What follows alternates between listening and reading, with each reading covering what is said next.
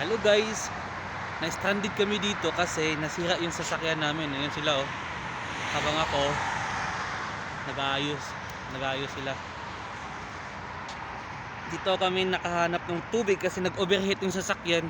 So dito kami nakahanap ng tubig sa may coffee shop. Aha. Oh. Bastante, come. Ayun yung water boy namin, takbo-takbo siya para sa tubig. Ayan. Woo! Yeah, hey! Hey guys!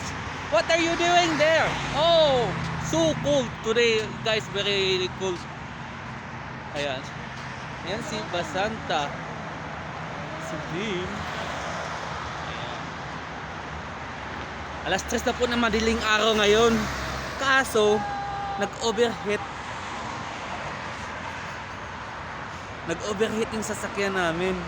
Kaya ayan, sobrang lamig ngayon dito sa ayan sila. Nag-overheat talaga guys ang sasakyan. Grabe yung mata ko guys